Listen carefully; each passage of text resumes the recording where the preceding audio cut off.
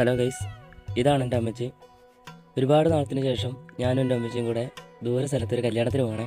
അല്ലെങ്കിലും അമ്മമാരുടെ കൂടെ ദൂര സ്ഥലത്തേക്ക് യാത്ര ചെയ്യുമ്പോൾ കിട്ടുന്നൊരു സുഖം ഉണ്ടല്ലോ, അതൊരു സുഖം തന്നെ കേട്ടോ. ഞങ്ങൾ പോകുന്നത് ഞങ്ങളുടെ സ്വന്തം ബസ്സായ KSRTC തന്നെ കേട്ടോ.